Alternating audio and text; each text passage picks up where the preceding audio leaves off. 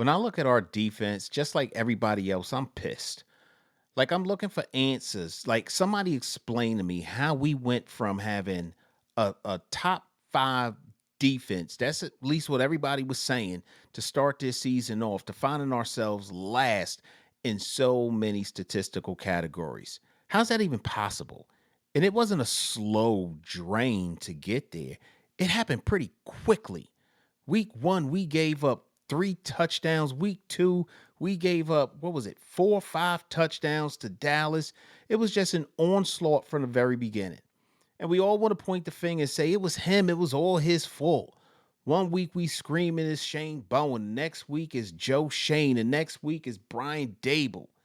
But after watching the film, watching his defense, I'm not letting anybody off the hook. Because the truth is, it ain't just one person. It's not just one game. It's not just one coordinator. The truth is, there's enough blame to be spread throughout this entire organization. Of course, the general manager has failed. Of course, the coaches have failed. Player development is non existent. And yeah, injuries have played a huge part. Today, we're going to look at this defense and we're going to look at it in a way so that we show how every single level of this organization is to blame for this disaster. And we're going to start off with the general manager. Let's talk about Joe Shane. So I talked about dead money before, and that's real. But let's look at some of these personnel decisions. Let's start with the draft. I mean, I'm not going to spend a lot of time on what we did during the free agency period because I did that in another show. But I want to talk a little bit about the draft and Abdul Carter, right? Like we spent a number 3 overall pick on this guy. And when you draft a guy at number 3, he needs to be a cornerstone. If he's on offense, he better be an offensive centerpiece. If he's on defense, he's got to be a defensive centerpiece. He needs to be the guy who wrecks the game plan. Instead, Abdul Carter ain't been nothing short of a headache. I can remember watching Brian Burns. In fact, I've seen him do it on more than one occasion where he was interviewed and he said, "What's your opinion of Abdul Carter?" He said, "Oh, he a pain in the ass." Now, he was saying that joking, but there was some truth to that. And on the field, Abdul Carter has severely underperformed. Now, is that all on him? I mean, he definitely has some maturing to do, right? He's a 21-year-old kid playing in the NFL. But part of that is the coaches aren't developing him. And Shane drafted a guy that high who simply wasn't ready to be that guy. And I'm not mad at the pick, but his behavior should have come up in the scouting reports, right? And if it did, the Giants obviously didn't address these issues. Shane built a roster that collapses the second a starter gets hurt. And that brings me to my next point, the injury factor. Like football is a violent sport. It's part of the game. And because of the aggressive, hard-hitting nature of the game, players will get injured.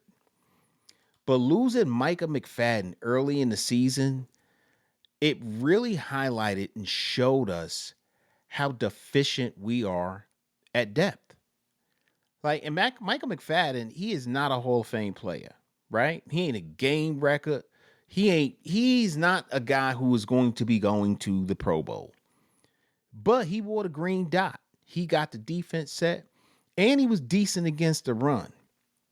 And when he went down with that lower leg injury, we saw exactly how thin our roster is. The drop off from McFadden to the next guy up was falling off a cliff. Now, this is a combination of bad luck and bad roster construction. And I just can't stress enough to you how disappointed I am in our depth. And the film showed it in the most glaring possible way. So, and when you think about it, there were a lot of things and problems that we could point to with Dave Gettleman and even some of the other prior general managers, but I don't know that I have ever seen it this bad. But I do think we have some talent on defense. And think about this for a second. Here's where I want to take a look at these coaches. And this is where I want to talk about what we used to have. Think back to Wink Martindale in 2022. We ain't had more talent back then. In fact, we probably had less talent. But you know what we did have? We had some dogs. We had some dudes that got after it. And that was exciting to watch, right? Wink had them playing fast. They was aggressive. They knew it was their job to attack. In 2022, we were the fifth best red zone defense in football. And our defense got off the field on third down 65% of the time. We bent, but we ain't break. And they called us the bend, but don't break defense. And they were pretty damn good at it. And when you look at this year, and the reason I have a graphic of Shane Bowen up is because he was the DC for the majority of the year. You see players freezing at the snap, hesitating, poor tackling, bad angles. Like this current coaching staff has these guys paralyzed. They're spending too much time thinking and not enough time reacting. And in my opinion, that all stems from player development. And player development ain't just about hitting weights. It ain't about just lifting weights and bench pressing. It's about preparation. It's about making sure that when a player steps on the field, he doesn't have to think as much. He simply reacts. If you've prepared well, if the coaches have taught you and you've gone through the film study and you understand player tendencies and alignments, you will play fast. Our guys are playing slow. I like the fact that Darius Alexander is slowly getting better, and we need him to. I think he's simplifying the game. He's fighting. Nacho has that dog in him. That's what I need to see more of. Dexter Lawrence used to have it, but I haven't seen it lately. And the team collectively, the tackling is atrocious. Like we ain't driving through contact because we arriving late. We getting there just a split second late. And I love to talk stuff about Tay Banks. But Tay Banks has actually played a little bit better over the past couple of weeks. You know, I think the bigger issue we have, in addition to needing to improve talent in certain positions, coaching and player development has been terrible with our team. That's on the teaching. Developing these players, teaching them what they should be looking for, showing them how to react and stop thinking. Preparation is key, and we are sorely lacking in that area. So don't let nobody tell you it's just about the players. I mean, the film shows me it's not just about the players. It's not just about the coaching. It's like everything. Like Shane didn't give the team enough depth. I kind of feel bad for Dable in some respects. I kind of feel bad for Shane Bowen in some respects. But the coaches aren't developing the young talent to play fast the way Wink did. And the players, especially a guy like Abdul Carter, he got to step up. He got to mature quick.